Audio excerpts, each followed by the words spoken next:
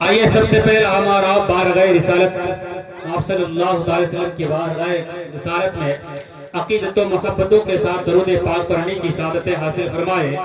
پڑھے بابا سے بلند اللہم صلی علی سیدنا شفیعنا حبیبنا مولانا محمد علیہ وسلم صلو علیہ الصلوۃ والسلام علیک یا رسول اللہ صلی اللہ تعالی علیہ وسلم. درود جب بھی پڑھا جائے تو محبتوں کے ساتھ پڑھا جائے، اسی لیے کہ درود کے بارے میں بہت سارے فضائل آپ علماء کرام سے بیانات سے سنتے رہتے ہیں. ایک آپ سنے ہوں گے کہ جب مدھو مکھی سے پوچھا گیا کہ الگ الگ قسم کے درخت میں جاتے ہو اور رس لے کے آتے ہو، پھر کچھ دن کے بعد وہی رس کیسے مٹھاس پیدا ہو جاتا ہے، شہد کیسے میٹھی ہو جاتی ہے. تو مدھو مکھی سے جب پوچھا گیا تو مدھو مکھی نے کیا جواب دیا کہ میں ہر درخت میں جاتا ہوں، ہر درخت میں جا کر کے اس کے پھل کا رس لیتا ہوں. تو مدھو مکھی سے کہا کہ جب تم رس لیتے ہو وہی رس کو ہم اگر نچوڑ لیں تو کیا اس میں مٹھاس پیدا ہوگی، مٹھاس ہوگی؟ کہہ رہے نہیں ایسے مٹھاس پیدا نہیں ہوگی. کہ طریقہ بتا دیے. تو مدھو مکھی جس کو بھیرنی کہتے ہیں، جو بہت دن تک 1 مہینہ 2 مہینہ چھاتی پہ رہتا ہے، اس کا روم پہ رہتا ہے، اس کے گھونسلے میں رہتا ہے، اور چند دن کے بعد اس کو جب نچوڑتے ہیں تو اس میں رس نکلتا ہے جس کو مدھو کہتے ہیں ہم لوگ، اس کو ایک شہد کہا جاتا ہے. وہ مدھو مکھی نے کہا کہ اس طریقے سے نہیں ہوتا ہے. جب میں اپنے روم میں، میں اپنے حجرے میں اپنے چھاتی میں رہتا ہوں، میں جب اپنے گھونسلے میں رہتا ہوں تو میں جب تک میں گھونسلے میں رہتا ہوں میں اللہ کے نبی پر درود شریف پڑھتا ہوں. بولو سبحان اللہ. میں درود شریف پڑھتا ہوں. اب جب درود شریف رہتے ہیں حجرے میں تو درود شریف مدھو مکھی پڑھتے ہیں. وہ کہتے ہیں اتنا ہی نہیں، جب میں درخت میں جاتا ہوں تو راستے میں درود شریف پڑھتے پڑھتے جاتا ہوں. یہاں تک کہ مدھو نہیں بلکہ مدھو مکھی یہ بھی کہتی ہے کہ میں جب چھاتی میں بیٹھتا ہوں، پھولوں میں درخت میں بیٹھتا ہوں تو میں درود شریف پڑھ کے بیٹھتا ہوں، اور بیٹھنے کے بعد جب رس لیتا ہوں اس کا پانی لیتا ہوں، پھل کا پانی میں منہ میں لیتا ہوں. لینے کے بعد جب میں واپس آتا ہوں اپنے حجرے میں، اپنے میں مکان میں آتا ہوں، جب میں رکھتا ہوں تو مدھو مکھی کہتے ہیں پھر بھی میں درود شریف پڑھ کے رکھتا ہوں. بولو سبحان اللہ. کیا کہتے ہیں؟ گھر سے وہ جاتا ہے تو درود شریف پڑھتا ہوا جاتا ہے. جب مدھو مکھی درخت میں بیٹھتا ہے تو درود شریف پڑھتا ہے. جب وہ پھل میں بیٹھتا ہے تو درود شریف پڑھتا ہے. جب لے کے آتا ہے تو پھر درود شریف پڑھتا ہے. جب اپنے گھر میں لے کے آتا ہے، اپنے حجرے میں لے کے آتا ہے، اپنے گھونسلے میں لے کے آتا ہے تو درود شریف پڑھ کر کے رکھتا ہے. اسے پوچھا جائے اور کیا بتاؤ گا مدھو مکھی، ذرا سے بول دو، خلاصہ کر دو. تو مدھو مکھی کہتے سنو میں جب رکھتا ہوں جاتا ہوں تو درود شریف کے برکتوں سے اللہ تبارک و تعالیٰ اس رس میں اللہ تبارک و تعالیٰ برکت اتنی دیتے ہیں، اور وہ برکتوں کی وجہ سے اللہ تبارک و تعالیٰ اس مدھو مکھی کے رس میں مٹھاس پیدا کر دیتا ہے. بولو سبحان اللہ. مٹھاس پیدا کر دیتا ہے. تو مدھو مکھی جب ایک درود شریف پڑھ سکتا ہے تو ہم اور آپ انسان ہیں، درود شریف کیوں نہیں پڑھ سکتے ہیں؟ تو پورا مجمع ایک مرتبہ ہم اور آپ بارگاہ رسالت میں عقیدت و محبتوں کے ساتھ درود پاک پڑھنے کی سعادت حاصل فرمائے اور پڑھے بابا سے بلند اللہم صلی علی سیدنا شفیعنا حبیبنا مولانا محمد بارک وسلم صلو علیہ الصلوۃ والسلام علیک یا رسول اللہ صلی اللہ تعالی وسلم. حضور فرماتے ہیں جو کثرت کے ساتھ درود شریف پڑھا کرتا ہے اور جمعہ کے دن زیادہ سے زیادہ وہ کثرت کے ساتھ درود شریف پڑھتا ہے، اللہ کے نبی ارشاد فرماتے ہیں وہ قیامت کے دن نفسی نفسی کا عالم ہوگا. جب کوئی ایک نیکی کے لیے ترسے گا دوسرے کے پاس جائے گا، اس کے بعد جب مانگے گا تو وہ دینے کے لیے شکار نہیں ہوگا کہ میں تو نفسی نفسی عالم ہوں، میں تم کو کیسے دے سکتا ہوں، میں تو نیکی کے لیے ترس رہا ہوں. وہ کبھی باپ کے پاس جائے گا، کبھی ماں کے پاس جائے گا، کبھی ہر انسان کے پاس جائے گا، دوستاری کے پاس جائے گا جس سے وہ محبت کرتا تھا، جس کے ساتھ لگاؤ تھا دنیا میں، ہر انسان کے پاس جائے گا.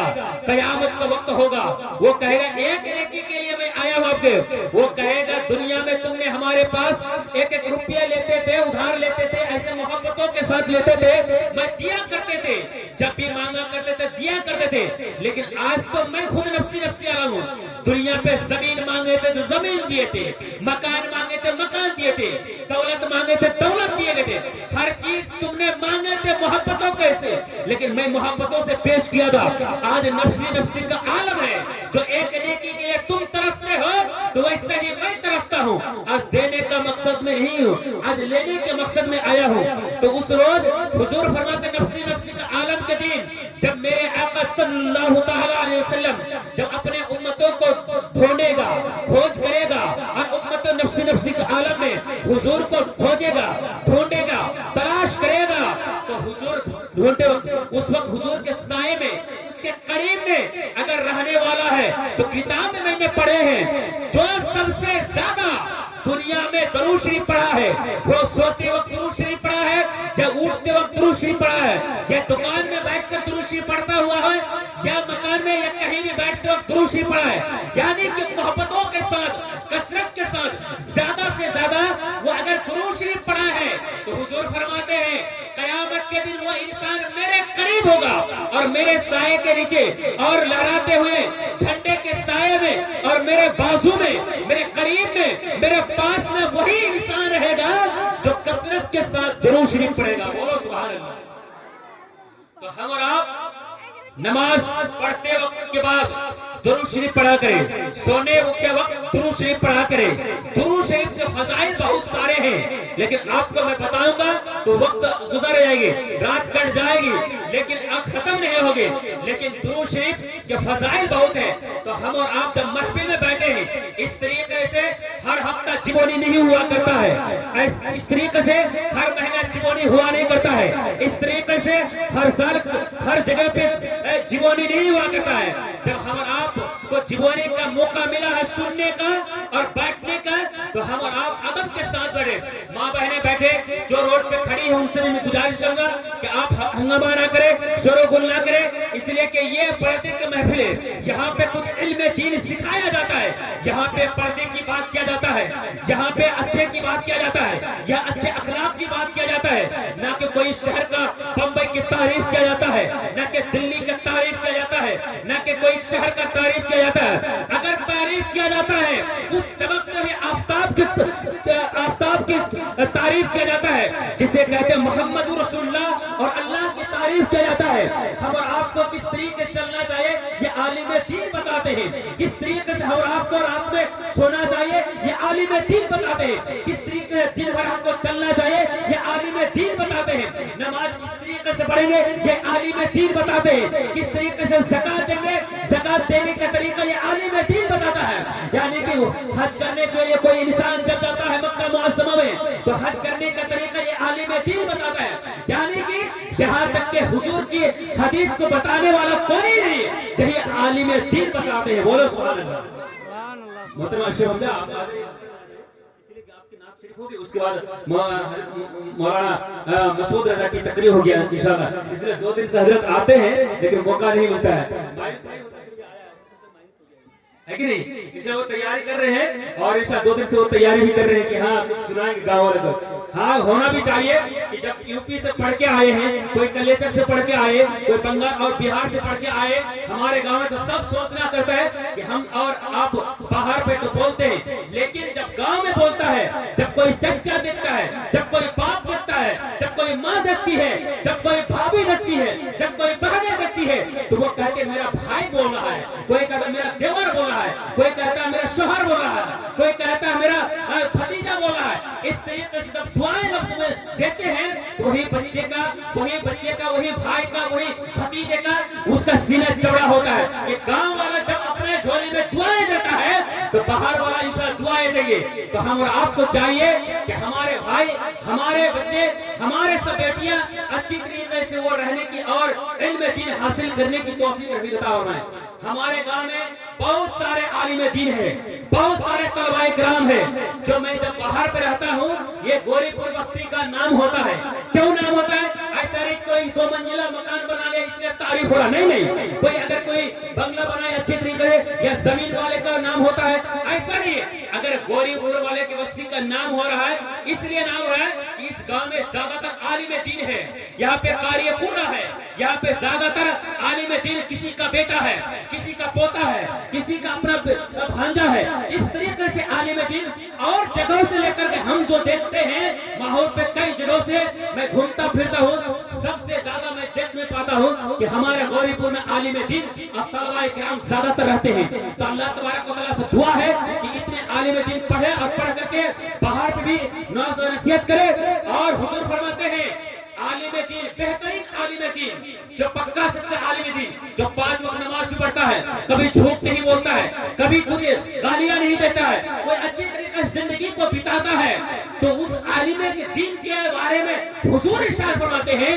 وہی عالم دین اگر کوئی قبرستان سے جو گزر جائے، وہ چھوٹا قبرستان نہ کیوں نہ ہو یا بڑا قبرستان کیوں نہ ہو، اگر وہ گزر جائے تو حضور فرماتے ہیں اگر اس قبر والے کے ساتھ اگر کوئی تکلیف میں ہے، تکلیف ہو رہی ہے، تو اللہ اس عالم کے دین کے بدولت 40 دن عذاب کو بند کیا کرتا ہے، بولو سبحان اللہ۔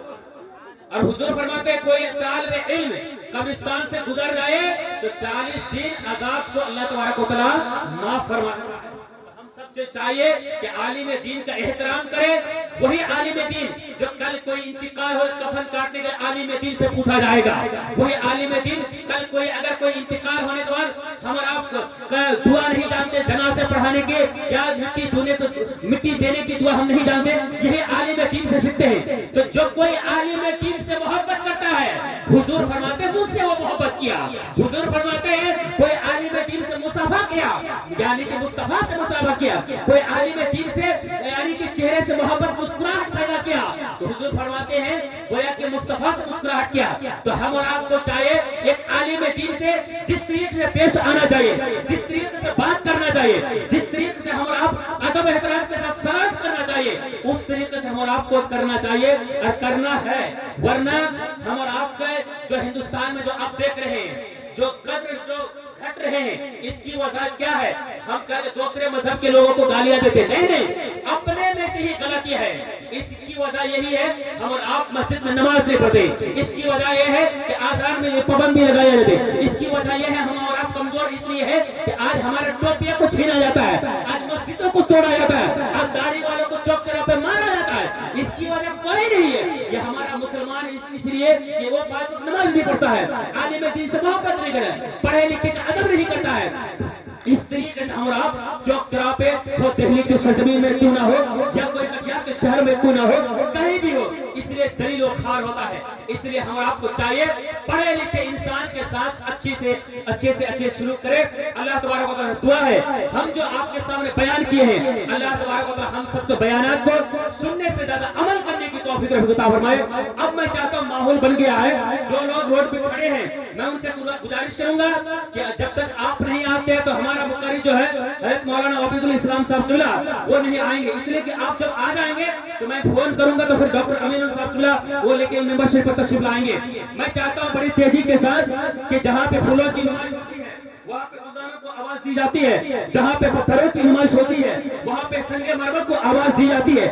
ایسے ہی دوستو جب سرزمین غوری پور میں جھبوری کا آیوجن کیا جاتا ہے تو اس تمکن آفتاب کو آواز دی جاتی ہے، جسے ہم آپ جس کو پالے ہیں، جس کو ہم نے پڑھائے ہیں، جس کو ہم مدرسے میں بھیجے ہیں، جس کے لیے رات اور دن محنت کیے ہیں، وہ لاڈلا پروردہ پالا ہوا شاعر محترم اشرف حمزہ جو آج پورے بہار اور بنگال میں تہلکہ مچے ہوئے، کبھی دیکھیں گے میلاد شریف میں، کبھی دیکھیں گے جلسے میں، کبھی دیکھیں گے کانفرنس میں، یعنی کہ تہلکے مچے ہوئے۔ اس علاقے میں ایسا جلسہ ایسا گاؤں نہیں ہے کہ یہ حضرت نہیں پہنچے، یہ کس کا پڑھایا ہے، اس میں کس کا محبت ہے، یہ ہم اور آپ نے بنائے، یہ ہم اور آپ محنت کیے، ہم نے دعائیں دیے، سب نے دعائیں دیے تب یہ مقام پہ پہنچا ہے۔ کوئی ایسا نہیں ہے کہ اپنے آپ قابل بن جائے گا اور جلسے کرنا شروع کرے، ایسا نہیں ہے۔ ہر ماں باپ دعائیں دیتے ہیں، ہر استاد دعائیں دیتے ہیں، ہر ٹیچر دعائیں دیتے ہیں، ہر میڈم دعائیں دیتے ہیں، تب کوئی قابل بنتا ہے، کوئی ڈاکٹر بنتا ہے، کوئی انجینئر بنتا ہے، کوئی سائنسدان بنتا ہے، کوئی خطیب بنتا ہے، کوئی جدید حضرات بنتے ہیں۔ تو ہم اور آپ کے بیچوں بیچ